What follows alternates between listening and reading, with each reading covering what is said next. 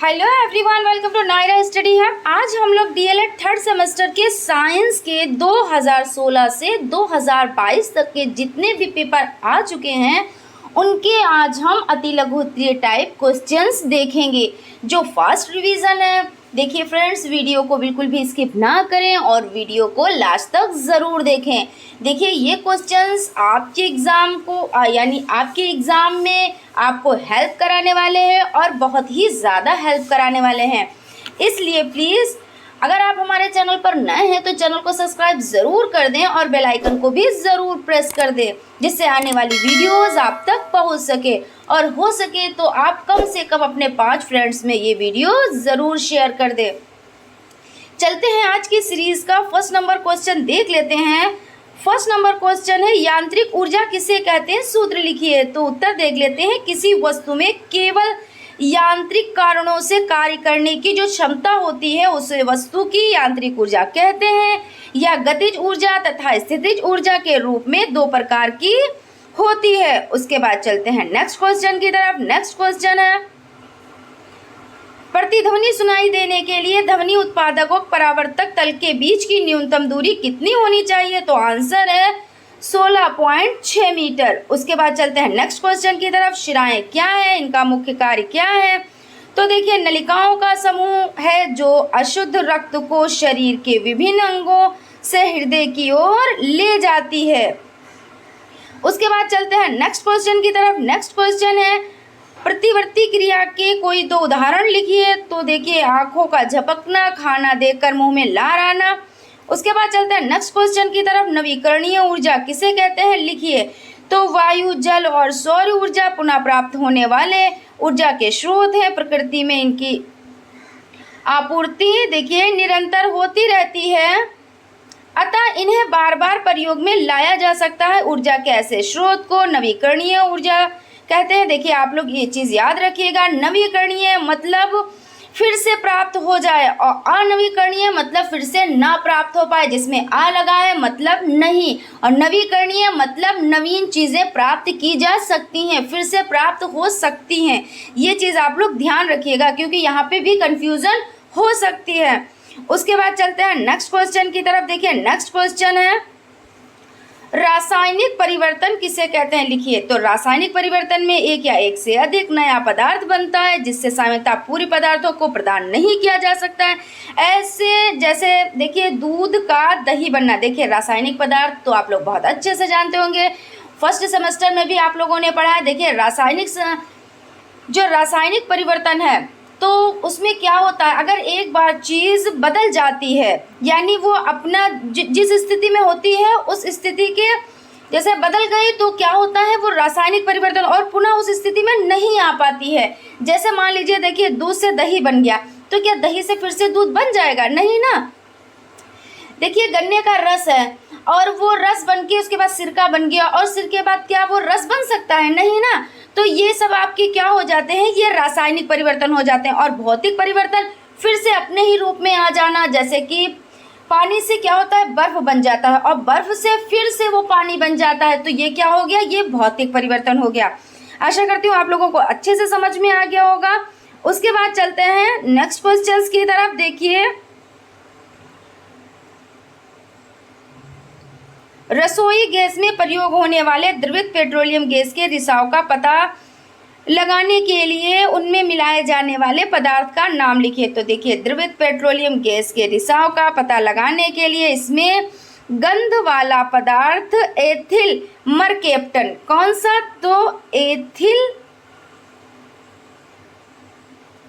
मरकेप्टन,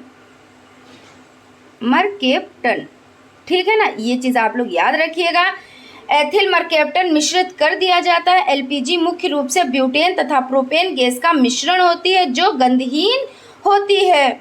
उसके बाद चलते हैं नेक्स्ट क्वेश्चन की तरफ। नेक्स्ट क्वेश्चन है, क्रांतिक कोण से क्या अभिप्राय है, लिखिए। तो प्रकाश का अपवर्तन कांच से वायु में जाते हुए होता है, क्योंकि कांच की अपेक्षा वायु विरल माध्यम है, तब अपवर्तन कोण आयतन कोण से अधिक होता है। यदि अपवर्तन कोण का मान बढ़ाया जाए तो एक स्थिति ऐसी आती है जब अपवर्तक कोण का मान 90 डिग्री हो जाता है। इस स्थिति में अपरिवर्तित किरण दोनों माध्यमों को अलग करने वाले तल को छूती हुई निकल जाती है। ऐसी स्थिति के आपतन कोण के मान को क्रांति कोण कहते हैं।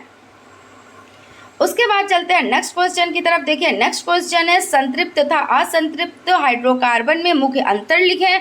तो देखिए संतृप्त हाइड्रोकार्बन में केवल एक बंध होते हैं, ठीक है ना। अगर जैसे संतृप्त और असंतृप्त आ जाए आपका, तो जिसमें एक बंध होता है, देखिए ये छोटा हुआ संतृप्त लिखने में भी छोटा है और असंतृप्त आ लग गया तो वो बड़ा हो गया। तो संतृप्त मतलब एक बंध होता है, जैसे CH4, तो देखिए C और H4, ठीक है ना। तो आपका ये संतृप्त हाइड्रोकार्बन हो जाता है। उसके बाद देखिए असंतृप्त, जबकि असंतृप्त हाइड्रोकार्बन में ट्रिपल बंध या द्विबंध उपस्थित होते हैं। इसमें देखिए 2 बंध या 3 बंध उपस्थित होते हैं। तो देख लेते हैं CH4, C2H4 और C2H2, ठीक है ना। उसके बाद चलते हैं नेक्स्ट क्वेश्चन की तरफ। किन्हीं 2 खाने वाले अर्थात सब्जी के रूप में प्रयोग किए जाने वाले कवकों का नाम लिखिए। तो देखिए जो कवक हैं वो केथेरेलस और मशरूम है। उसके बाद चलते हैं नेक्स्ट क्वेश्चन की तरफ। वर्ण विक्षेपण क्या है लिखिए। तो सूर्य का प्रकाश अथवा अन्य किसी स्रोत का श्वेत प्रकाश 7 रंगों से मिलकर बना होता है। प्रकाश की श्वेत किरण को विभिन्न रंगों में विभक्त होने की क्रिया को वर्ण विक्षेपण तथा विभिन्न रंगों के समूह को वर्ण क्रम कहते हैं। इस रंगों का क्रम निश्चित रहता है। उसके बाद चलते हैं नेक्स्ट क्वेश्चन की तरफ। द्रव्य यानी दाब का एसआई मात्रक लिखिए। तो दाब का एसआई मात्रक न्यूटन प्रति मीटर है, इसे पास्कल भी कहते हैं। उसके बाद चलते हैं नेक्स्ट क्वेश्चन की तरफ। कोल गैस क्या होती है। तो coal gas hydrogen, carbon monoxide, methane, ethylene, acetylene आदि का मिश्रण होती है। कोल गैस ईंधन तथा प्रदीप्त के रूप में प्रयुक्त होती है। गैस में उपस्थित असंतृप्त हाइड्रोकार्बन के जलने से प्रकाश उत्पन्न होता है। उसके बाद चलते हैं नेक्स्ट क्वेश्चन की तरफ। देखिए नेक्स्ट क्वेश्चन है रेगिस्तान का जहाज किसे कहते हैं। तो रेगिस्तान का जहाज ऊंट को कहते हैं। उसके बाद चलते हैं नेक्स्ट क्वेश्चन की तरफ। जीवाणुओं से प्राप्त होने वाली 2 प्रतिजैविक एंटीबायोटिक दवाओं के नाम लिखिए। तो स्ट्रेप्टोमाइसिन और टेरामाइसिन और क्लोरोमाइसिटिन एंटीबायोटिक्स के उदाहरण हैं। और फ्रेंड्स एंटीबायोटिक्स दवाएं जो बनती हैं वो किससे बनती हैं, आप कमेंट बॉक्स में कमेंट ज़रूर करें। उसके बाद देखते हैं नेक्स्ट क्वेश्चन। नेक्स्ट क्वेश्चन है आदर्श रक्तदाब कितना होता है। हम रक्तदाब मापक यंत्र का नाम लिखें। तो स्वस्थ मनुष्य का दाब BP यानी 120/80 mmHg होता है। प्रकुंचन दाब 120 Hg तथा शिथिलन दाब 80 Hg दर्शाता है। रक्तदाब मापने के यंत्र को स्पाइगेनोमीटर कहते हैं। आप लोग अच्छे से याद रखिएगा। उसके बाद चलते हैं नेक्स्ट क्वेश्चन की तरफ। नेक्स्ट क्वेश्चन है मनुष्य की श्रवण क्षमता किस आवृत्ति तक सुहागा होती है। तो देखिए मानव कान एक निश्चित सीमा तक के बीच की सीधे आवृत्तियों की ध्वनि सुन सकता है। यह सीमा 20 हर्ट्ज से 20,000 हर्ट्ज है। आवृत्ति का मात्रक कंपन प्रति सेकंड अथवा हर्ट्ज है। 1 हर्ट्ज बराबर 1 कंपन प्रति सेकंड। उसके बाद चलते हैं नेक्स्ट क्वेश्चन की तरफ। नेक्स्ट क्वेश्चन है क्या कारण है कि किसी गुब्बारे को उसमें वायु से हल्की गैस भरकर छोड़ने पर वह ऊपर उठने लगता है। तो वायु से हल्की गैस भरकर छोड़ने पर गुब्बारा इसलिए ऊपर उठ जाता है क्योंकि हाइड्रोजन गैस वायु से हल्की होती है। वायु से हल्की होने के कारण ही गुब्बारा ऊपर उड़ने लगता है। उसके बाद चलते हैं नेक्स्ट क्वेश्चन की तरफ। नेक्स्ट क्वेश्चन है निकट दृष्टि दोष दूर करने के लिए चश्मे में कौन सी लेंस प्रयोग किया जाता है। तो निकट दृष्टि दोष दूर करने के लिए चश्मे में फोकस दूरी वाला अवतल लेंस प्रयोग किया जाता है। देखिए निकट दृष्टि दोष के लिए कौन सा, तो अवतल लेंस प्रयोग किया जाता है। यह लेंस प्रकाश किरणों को अपसारित करके प्रतिबिंब को रेटिना पर बनाता है, जिससे निकट दृष्टि दोष दूर हो जाता है। उसके बाद चलते हैं नेक्स्ट क्वेश्चन की तरफ। देखिए वायुमंडल में कार्बन डाइऑक्साइड की मात्रा बढ़ने पर क्या होता है। तो वायुमंडल में कार्बन डाइऑक्साइड गैस प्राकृतिक रूप से 0.3 से 0.4% पाई जाती है। यह सूर्य से आने वाली किरणों को रोकती है लेकिन उन्हें वापस भी नहीं जाने देती, अर्थात कार्बन डाइऑक्साइड की मात्रा बढ़ जाए तो देखिए क्या होता है। तो फर्स्ट नंबर पर देखिए ग्लोबल वार्मिंग अर्थात पृथ्वी का तापमान बढ़ जाएगा। और देखिए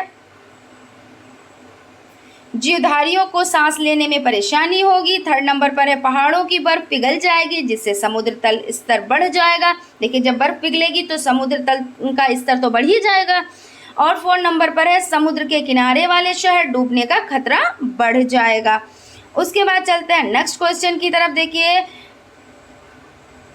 जड़ किसे कहते हैं? पौधों में पाई जाने वाली जड़ें कितने प्रकार की होती हैं? तो जड़ वृक्ष का वह हिस्सा है जो जमीन के यानी जमीन में रहता है। इसे दो भागों में बांट सकते हैं, मूसला जड़ और झकड़ा जड़।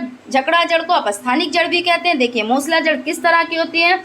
तो मूसला जड़ अगर बात की जाए तो जैसे मूली गाजर, इसमें आपकी मूसला जड़ होती है, ठीक है ना। और देखिए अपस्थानिक जड़ आपकी कौन सी? तो इस तरह की अपस्थानिक जड़ यानी कि देखिए झकड़ा जड़, ये जैसे सतावर आदि में होती हैं तो ये झकड़ा जड़ हो जाती हैं। उसके बाद चलते हैं नेक्स्ट क्वेश्चन की तरफ। कैंची किस प्रकार का उत्तोलक है? तो कैंची प्रथम प्रकार का उत्तोलक, इसमें एक सिरे पर बल, दूसरे सिरे पर भार तथा बीच में आलम्ब होता है। देखिए बीच में आलम्ब होता है तो इस तरह से कैंची प्रथम प्रकार का उत्तोलक हो जाती है, ठीक है ना। उसके बाद चलते हैं नेक्स्ट क्वेश्चन की तरफ। पॉलीथीन बहुलक के दो उपयोग लिखिए। तो पॉलीथीन बहुलक के उपयोग निम्नांकित है यानी निम्नलिखित हैं। प्लास्टिक के थैले बनाने में, प्लास्टिक फिल्म बनाने में, जी ऑम्ब्रेन बनाने में, प्लास्टिक बोतल तथा अन्य पात्र बनाने में। उसके बाद चलते हैं नेक्स्ट क्वेश्चन की तरफ। नेक्स्ट क्वेश्चन है दूरदृष्टि दोष दूर करने के लिए चश्मे में कौन सा लेंस प्रयोग करते हैं? तो दूरदृष्टि दोष दूर करने के लिए चश्मे में उत्तल लेंस का प्रयोग करते हैं। देखिए निकट दृष्टि दोष दूर करने के लिए अवतल लेंस और दूर दृष्टि दोष दूर करने के लिए उत्तल लेंस। ये चीज़ आप लोग अच्छे से याद रखिएगा। फ्रेंड्स अगर आप हमारे चैनल पर नए हैं तो प्लीज़ चैनल को सब्सक्राइब ज़रूर कर दें और बेल आइकन को भी ज़रूर प्रेस कर दें जिससे आने वाली वीडियोज़ आप तक पहुँच सके। उसके बाद चलते हैं नेक्स्ट क्वेश्चन की तरफ।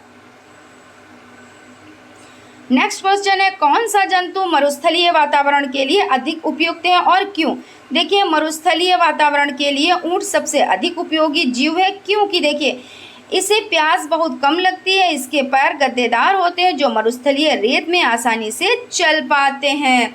देखिए यहाँ पे अनुकूलन क्या होता है आप लोग बहुत अच्छे से जानते हैं। जिस माहौल में जिस जगह पे हम उसी के अकॉर्डिंग ढल जाएं उसी को क्या कहते हैं? अनुकूलन कहते हैं। जैसे ऊंट देखिए रेगिस्तान में अच्छे से रह सकता है, उसके गद्दीदार पैर होते हैं, प्लस उसको प्यास कम लगती है, तो वो वहाँ के लिए अनुकूल है क्योंकि उसका जो वहाँ का वातावरण है वहाँ के लिए उसके लिए अनुकूलित है, ठीक है ना। जैसे मछली है पानी में रहती है, उसकी जो गिल्स होते हैं वो सांस लेने में उसकी मदद करते हैं, तो इस तरह वो पानी में उसको अनुकूलन है यानी वो अनुकूलित है, ठीक है ना। उसके बाद चलते हैं नेक्स्ट क्वेश्चन की तरफ। नेक्स्ट क्वेश्चन है फुलरीन किसे कहते हैं? तो फुलरीन तथा ग्रेफाइट कार्बन के क्रिस्टलीय अपर रूप है। इसमें कार्बन परमाणु एक निश्चित अवस्था के अंतर्गत व्यवस्थित होते हैं। इसकी निश्चित क्रिस्टलीय संरचना होती है जिनके गुणों में विशिष्टता पाई जाती है। देखिए क्या कह रहे हैं, फुलरीन तथा ग्रेफाइट और हीरा भी, ठीक है ना, वो क्या होते हैं? तो क्रिस्टलीय अपर रूप होते हैं। इसमें जो कार्बन परमाणु एक निश्चित व्यवस्था होती है उनकी, देखिए ऐसे करके निश्चित व्यवस्था होती है, ठीक है ना, निश्चित व्यवस्था होती है, इसके अंदर व्यवस्थित होते हैं, इनकी निश्चित क्रिस्टलीय संरचना होती है, ठीक है ना, और इसको हम लोग आसानी से समझ भी पाते हैं। तो यही क्या हो गया, यही क्रिस्टलीय रूप हो गया। और फुलरीन, हीरा और देखिए ग्रेफाइट, ये आपके क्रिस्टलीय रूप है। आशा करती हूँ आप लोगों को बहुत अच्छे से समझ में आ गया होगा। इस तरह के क्वेश्चंस आपके एग्जाम में आते ही आते हैं। परावर्तन के नियम लिखिए। तो परावर्तन देखिए किसी चमकीले पृष्ठ से टकराने के पश्चात प्रकाश में किरणों के मार्ग यानी परिवर्तन की घटना परावर्तन कहलाती है। और नियम देख लेते हैं। देखिए आपतित किरण, परावर्तित किरण और आपतन बिंदु पर अभिलंब एक ही तल में बनते हैं। यानी देखिए आपतित किरण, परावर्तित किरण और आपतन बिंदु पर अभिलंब जो है वो एक ही तल में बनते हैं। सेकंड है आपतन कोण। आपतन कोण I तथा परावर्तन कोण R के बराबर होता है। उसके बाद चलते हैं नेक्स्ट क्वेश्चन की तरफ। देखिए नेक्स्ट क्वेश्चन है, जीवाणु द्वारा फैलने वाले 2 रोगों के नाम लिखिए। तो इसमें देखिए टिटनेस और हैजा, और हमने आप लोगों को ट्रिक भी बताई थी कि जीवाणु द्वारा फैलने वाले रोगों की ट्रिक थी पंडित जी का टीका न्यू है। आप इस ट्रिक से कितने भी आप रोग, जितने भी रोग आते हैं 2, 3, 4, आप उससे लिख सकते हैं ट्रिक वाइज, ठीक है ना। उसके बाद चलते हैं नेक्स्ट क्वेश्चन की तरफ। अगर आपको ट्रिक देखनी है तो आप प्लेलिस्ट में जाके अब वीडियो देख सकते हैं, ठीक है ना। उसके बाद चलते हैं नेक्स्ट क्वेश्चन की तरफ। किस शिरा में शुद्ध रुधिर पाया जाता है? तो पल्मोनरी में। ये चीज़ आप लोग अच्छे से याद रखिएगा कि किस शिरा में शुद्ध रुधिर पाया जाता है। तो शुद्ध रुधिर जो पाया जाता है वह जो है पल्मोनरी में पाया जाता है। उसके बाद चलते हैं नेक्स्ट क्वेश्चन की तरफ। नेक्स्ट क्वेश्चन है, पौधों में पाई जाने वाली जड़ों के नाम लिखें। तो पौधों में जो पाई जाने वाली जड़ें हैं वो हम लोग देखिए अभी भी चर्चा कर चुके हैं, और इस तरह के क्वेश्चंस आपके आते ही आते हैं। तो देखिए मूसला जड़ हो गई, और सेकंड नंबर पर अपस्थानिक जड़ हो गई। अपस्थानिक जड़ को रेशेदार जड़ भी कहते हैं और झकड़ा जड़ भी कहते हैं। झकड़ा जड़ अभी हम लोगों ने डिस्कस किया, कुछ इस तरह से होती है, जैसे सतावर की जड़ हो गई, ये आपकी झकड़ा जड़ हो गई। और देखिए मूसला जड़ जैसे मूली, गाजर आदि की जड़ें जो हैं क्या होती हैं? तो मूसला जड़ होती हैं। आप लोग इसे भी याद रखिएगा, और हो सके तो चित्रवाइज भी आप लोग लिखिएगा। उसके बाद देखते हैं नेक्स्ट क्वेश्चन। देखिए नेक्स्ट क्वेश्चन है, प्रकृति में कठोरतम पदार्थ का नाम लिखें। तो कठोरतम पदार्थ हीरा, हमने देखिए हीरा लिखा है, आप चाहे तो ग्रेफाइट और फुलरीन तीनों में से कुछ भी लिख सकते हैं, ज़रूरी नहीं है कि आप हीरा ही लिखें। जो उस टाइम आपको याद आए, फुलरीन या ग्रेफाइट या हीरा, आप एक लिख सकते हैं, ठीक है ना। उसके बाद चलते हैं नेक्स्ट क्वेश्चन की तरफ। देखिए कार्बन की किसी एक क्रिस्टलीय अपर रूप का नाम बताएं तथा उसकी संरचना समझाएं। तो देखिए किसी एक का नाम पूछ रहे ना, तो आप हीरा लिख दीजिए। और अभी भी देखिए ऊपर भी डिस्कस हम लोग कर चुके हैं इससे पहले कि ग्रेफाइट भी लिख सकते हैं और फुलरीन भी लिख सकते हैं। इसमें क्या होता है, इसमें जो श्रेणी होती है वो हमारे समझ में आती हैं, ठीक है ना। यही क्या है, यही इसकी संरचना है। इस तरीके से कुछ होता है, ठीक है ना। उसके बाद चलते हैं नेक्स्ट क्वेश्चन की तरफ। शरीर में इंसुलिन की कमी होने पर क्या प्रभाव परिलक्षित होता है? तो मधुमेह, या जिसको डायबिटीज़ भी कहते हैं, यानी इंसुलिन की कमी से कौन सा रोग हो जाता है? तो मधुमेह रोग या डायबिटीज़ हो जाता है, जिसे आम बोलचाल की भाषा में शुगर भी कहते हैं, ठीक है ना। उसके बाद देखते हैं नेक्स्ट क्वेश्चन। नेक्स्ट क्वेश्चन है, पृथ्वी के चारों ओर कितनी ऊंचाई तक वायुमंडल का विस्तार होता है? वायुमंडल का जीवधारियों के लिए कैसे महत्वपूर्ण है? तो देखिए पृथ्वी के चारों ओर जो वायु है, उस वायु के गैस के आवरण को वायुमंडल बोला जाता है। देखिए किसको बोला जाता है वायुमंडल? तो जो गैस का आवरण होता है उसे वायुमंडल बोला जाता है। और देखिए वायुमंडल का विस्तार, तो पृथ्वी की सतह से लगभग 1000 किलोमीटर तक वायुमंडल फैला हुआ है। और देखिए वायुमंडल क्या है? तो वायुमंडल 1000 किलोमीटर तक फैला हुआ है। आप लोगों के लिए इतना क्वेश्चन इनफ है, क्योंकि देखिए आपका अति लघु उत्तरीय टाइप क्वेश्चन है, क्योंकि आपके पास टाइम कम होता है और क्वेश्चन ज़्यादा करने होते हैं। लेकिन हो सके तो आप लोग देखिए क्वेश्चन सारे कीजिएगा, छोड़िएगा बिल्कुल भी नहीं। एक भी क्वेश्चन ये नहीं होता है कि एक क्वेश्चन में बैठ गए तो उसको बहुत लेंथी लिख दिया। इतना आप लिखें जितना 1 नंबर के लिए इनफ हो, और लघु उत्तरीय में उतना लिखें जितना 2 नंबर के लिए इनफ हो। अगर चित्र आता है तो आप चित्र बनाएं, और अगर उसका वर्णन पूछ रहे हैं तो वर्णन भी करें, लेकिन इतना करें कि आप टाइम के अकॉर्डिंग करें वर्क, ठीक है ना। टाइम के अकॉर्डिंग वर्क करें आप लोग। उसके बाद चलते हैं नेक्स्ट क्वेश्चन की तरफ। नेक्स्ट क्वेश्चन है, थर्मामीटर बनाने में पारा का उपयोग क्यों किया जाता है? तो देखिए ये एक अच्छा चालक होता है। चमकदार होने के कारण पारा को आसानी से देखा जा सकता है। ठंड और गर्मी दोनों में पारा का प्रसार और संकुचन बराबर होता है, और यह थर्मामीटर की दीवारों में नहीं सटता, यानी सटता नहीं तो बीच ही में रहता ना। आप लोगों ने देखा होगा थर्मामीटर। इससे क्या करते हैं, इससे हम लोग थर्मामीटर से क्या करते हैं, आप लोग कमेंट बॉक्स में कमेंट करें। ये तो हमें पता है, आप लोगों को सभी लोगों को बहुत अच्छे से पता है, ठीक है ना, इसका उपयोग बहुत अच्छे से पता है क्या होता है, लेकिन फिर भी आप लोग कमेंट बॉक्स में कमेंट करें। उसके बाद चलते हैं नेक्स्ट क्वेश्चन की तरफ। आर्किमिडीज का सिद्धांत बताएं। तो देखिए, जब कोई वस्तु किसी द्रव्य में पूरी अथवा आंशिक रूप से डुबाई जाती है तो उसके भार में कमी का आभास होता है। वस्तु के भार में या आभासी कमी उसके द्वारा हटाए गए द्रव्य के भार के बराबर होती है। वस्तु के भार में आभासी कमी बराबर वस्तु के द्वारा हटाए गए द्रव्य का भार। आप लोग ध्यान में रखिएगा अच्छे से, ठीक है ना, आर्किमिडीज का सिद्धांत।